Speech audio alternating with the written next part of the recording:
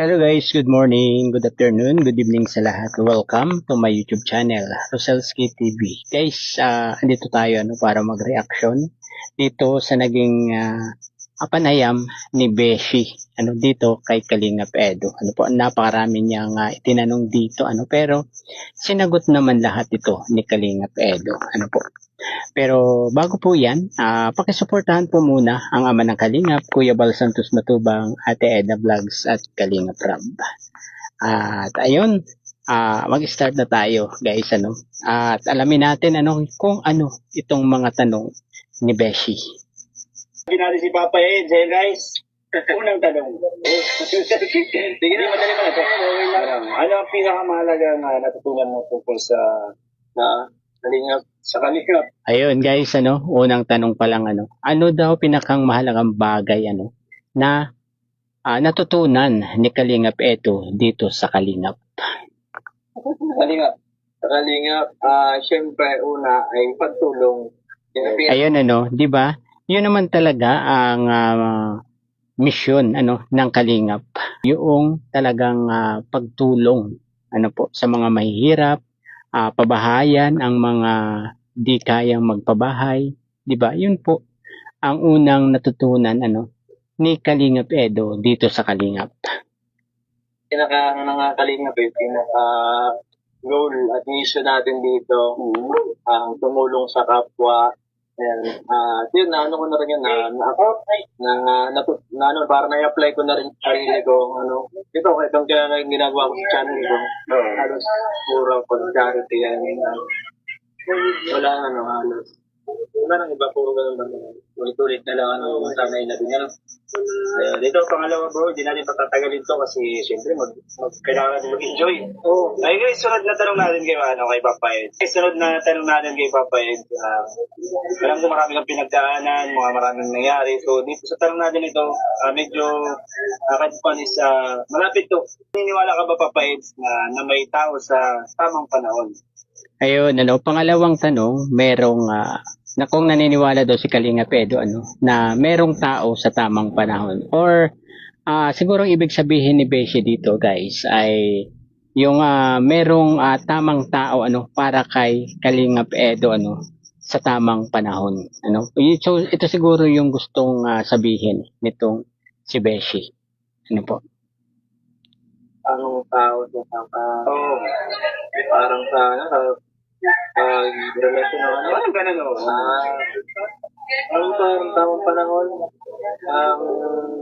parang depende para sa akin yan kasi no naman depende talaga yan yung tamang tao, diba?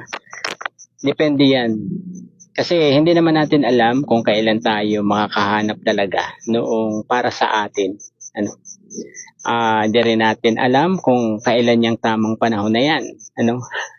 Kaya kung dumating yan, yun, siguro, masasabi na yan na yun na yung tamang panahon. Di ba? Para sa akin, medyo hindi naniniwala si Kalingap Edo sa mga ganyan. Yung merong dadating sa tamang panahon. Di ba? Bakit hindi siya naniniwala sa mga ganun, guys? Di ba? Parang rin kasi minsan kasi yung nabibuild na lang yan over time. Okay. Hindi ka naman makahanap ng perfect na tao sa buhay mo. Minsan kailangan mo lang mas ayusin yung sarili mo habang kasama mo yung tao. Pwede. Tama si Kalingap Edo kasi binibuild nga naman yan, di ba? Siguro magmumula muna kayo sa pagiging magkaibigan, di ba? Yung kikilalanin muna niya kung sino ba yung tamang tao na yan, no? Ganun siguro ang ni Kalingap Edo. Kaya yung babae sa tamang tao sa tamang panahon parang hindi pa siya naniniwala diyan, di ba? kaibigan mo lang, nabigla na lang mabuhay ng ano. Parang ganun lang, laging ano.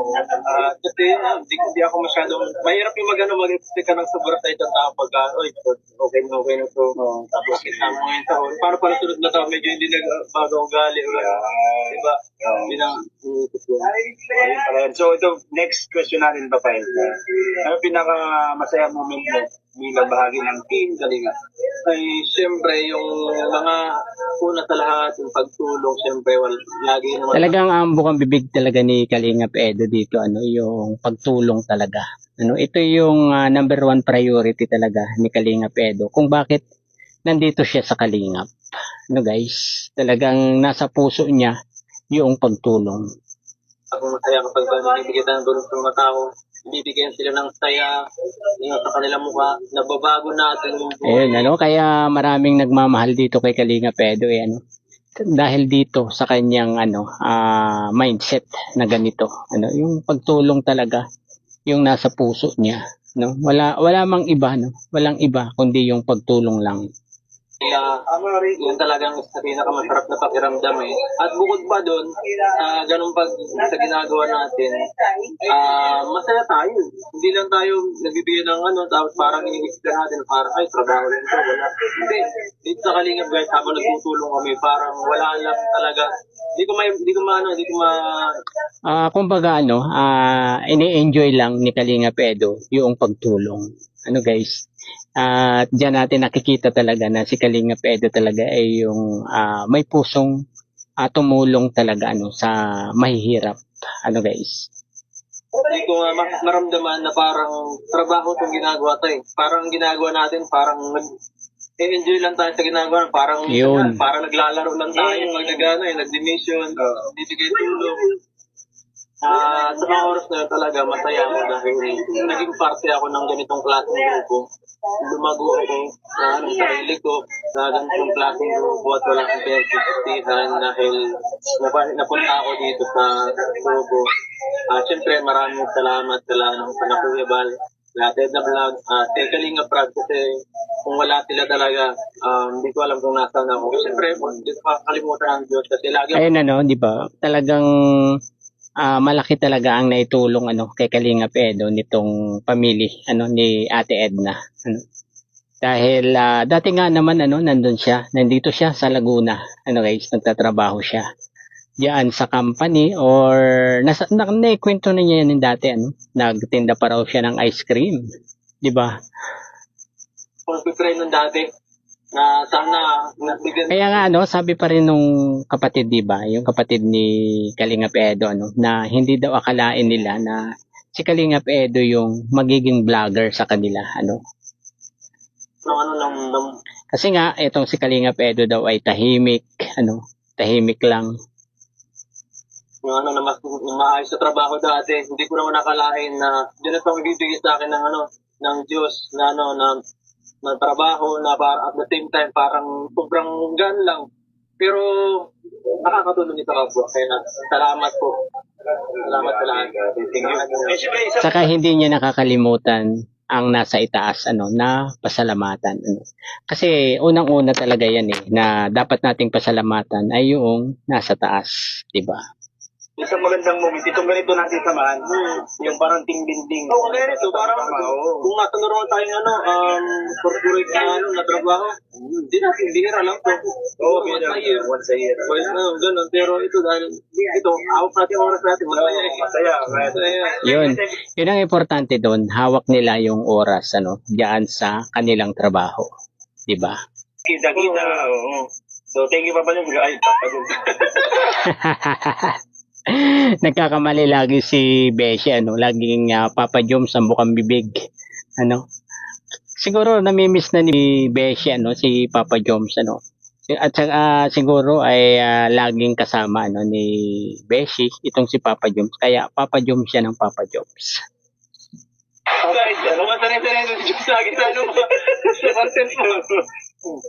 Guys, ito, medyo, siyempre about ko naman sa mga pinagdadaanan mo.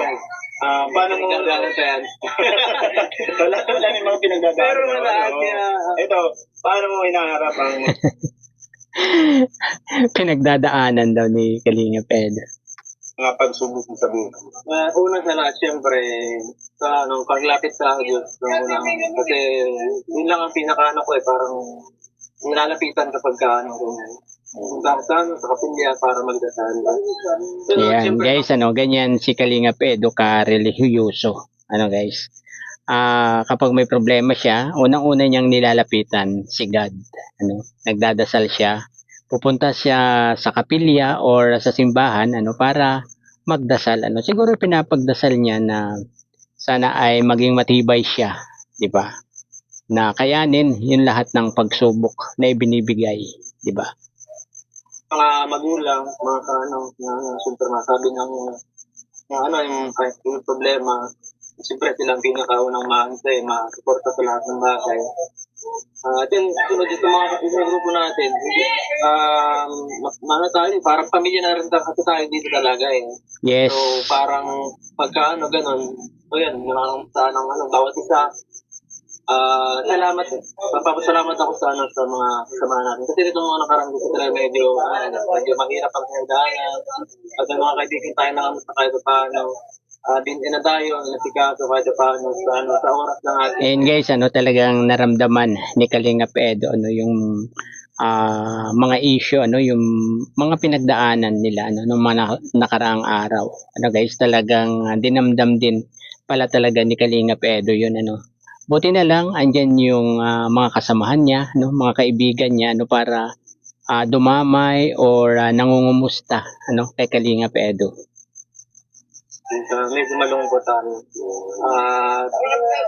yan, thank you sa inyong lahat. Thank you sa inyong lahat, bro. Dito kami. Para huwag kalimutan kami. Kaya ka lang, Kuya Robin, gano'n nangyari, Hindi lang natin mapakita, Kaya, tulong-tulong. Ayun, di ba? Diyan na nakikita yung ang One Kalingap, One Family. Parang nagdadamayan talaga sila, sa problema or walang problema ay talagang andyan sila, para sa isa't isa. Guys? Yun nga, One Kalingap, One Family, di ba? Ayun, thank you din, ito, malapit na tayong matapos. Alam ko, gusto napapaligo ka na eh. Ano ang mga mensahe mo, bro, sa mga taong nawawala ng pag-asa sa buhay? Bigyan mo sila ng motivation na sa buhay. Hindi may problema. May problema, mga stress. Una sa atin, sabi ba nila, ilapit mo tayo ng pag-us. Lagi mo, unahin.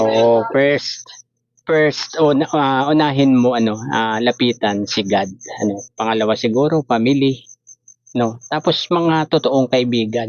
Yan dapat ang lapitan, kung may mga pagsubok na dumating sa buhay mo. Di ba, guys? Pagka mayroon kang may gusto kang pinaniniwalaan, parang palagi kang positive eh. Palagi kang positive sa sarili mo, kahit ang pangkasin sa iyo lang, kaya mo gawa ng parang way para maano yung sarili mo na pagsubok lang yan ay lang tayo, sinubok lang. Ang buhay. Hindi mo sa kasi pag tayo, kapag basta mabigyan ng konting problema, yung iba na parang grabe naman ako. Grabe, parang na ba ako, parang pinaparusahan ako, ganyan. Pero, yun nga, ako pag sa sarili ko nagkakaroon ng problema, parang ginaginipitan ko lang ng mga bagay na para saan ba ito, anong matututunan ko sa mga ganitong klaseng mga problema, anong binibigay sa akin leksyon nito para mapunta sa positive. Iba talaga, guys, iba talagang mag-isip ang isang Kalingap Edo, di ba, guys? Parang malalim siya mag-isip. At saka malawak yung kanyang isipan tungkol diyan sa mga problema, mga pagsubok, 'di ba? At saka alam niya kung kanino siya unang lalapit, 'di ba? Kay God, 'di ba? Mamaya, pinapalakas lang pala tayo dito gawa ng problema ngayon. Yes, oo, Eds, totoo yan, pinapalakas. At saka walang ibibigay ang Diyos na pagsubok na hindi natin kaya, guys. Lahat ng ibibigay ng Diyos na pagsubok ay kaya natin, 'di ba? Pinapatatag tayo, kaya hindi mo laging isipin na malas yung mga problema dumarating sa Grabe. And siyempre bro, Grabe, ganda. Ganda. ayun, para makaligo ka na papayad. Ito, bukod kila Kuya Bal at kay Kalinga Prab, sino ang gusto mo kung may tao kang gusto pasalamatan na tao na malaki ang naging influensya sa buhay mo, sino at bakit? Pero kay Kalinga Prab, Grabe ano yung tanong ni Beshi. Ano na kasi pangkaraniwan na yun Talagang unahin talaga yan di ba? Yung pwera kay Kalinga Prab at kay Kuya Bal ay sino pa yung tao na naka-impluwensya or na kay Kalinga Edo. Ano po? Ito. Siyempre yung pamilya ko. Di ba? Pamilya talaga. Pamilya talaga guys ang Pinaka siyempre, importante na ako kung tataka ko ngayon. Siyempre, salamat sa inyo po. Walang kayo kung wala yung pamilya. Siguro yung ibang kaibigan ko na kaling thank you din sa ibang suporta na binibigay mo sa akin. guys pasensya na kaya medyo maingay ano yung video ni Beshi dahil andyan lang yung mga kasama nila sa paligid kaya medyo magulo. Medyo magulo yung usapan nilang dalawa, di ba? Malaga yun malaga rin yung mga tao na kapaligid sa'yo baka matutulungan to sa mga bagay na ganyan. Yes, so tama.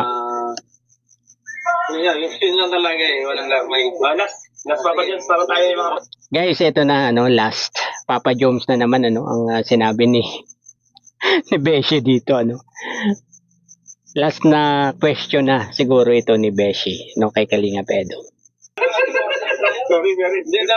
last question natin para makalimutan na tayo.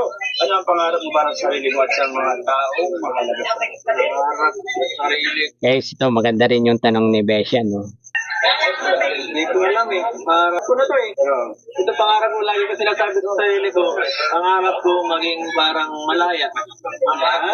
Ayun guys, gusto ni Kalinga Edo talaga, yun talaga yung pangarap niya, maging malaya. Yung walang problema, walang stress, di ba? Yung maging malaya nga, wala, siguro, hindi na mawawala ang basher, pero malaya siyang nakakagalaw, Yun, ganun, yun yung gusto ni Kalinga Edo. Parang masaya lang sa buhay. At ngayon, natatamas ko naman ngayon yun naman ngayon. Okay naman pamilya ko, wala nang problema. Kung ganito, ma-maintain lang itong ganitong klaseng pamumuhay. Masaya na ako. Wala naman ako. Simpleng buhay na yung pangarap. Sabi malaya ko. Ito ang pinaka-goal naman ng isang tao Hindi ko lang ganun klase Depende lang sa ako kasi ganun lang Hindi na natin pakumplikado ng buhay. Nakaka-stress lang Pwede yung sito last na. Nalilig ka ng ikaw. interview mo ako. Kanina pa ako nasa mapait ka. Ito bro, pwede mong hindi sagutin doon kasi kasi may nakakita ko sa mga Facebook. Ayan, eto na guys, yung mga nakikita natin sa Facebook. Ito yung tambalan siguro ng Kalinga Edo saka Bridget. Po? So, huwag tayong mag-expect na sasagutin talaga ito ni Kalinga Edo dahil sabi nga ni Beshi, pwedeng sagutin, pwedeng hindi. Guys. Pero tingnan natin kung sasagutin ito ni Kalinga Edo. Humor, mga gano'n. Pagkilala ko iba lang sasagutin mo hindi. Natawa lang itong si Kalinga Edo sa tanong ni Beshi, di ba? Guys, sa palagay niyo sa nakikita niyo kay Kalinga Edo, papayag ba si Kalinga Edo na i-love team ulit o pumasok ulit sa love team?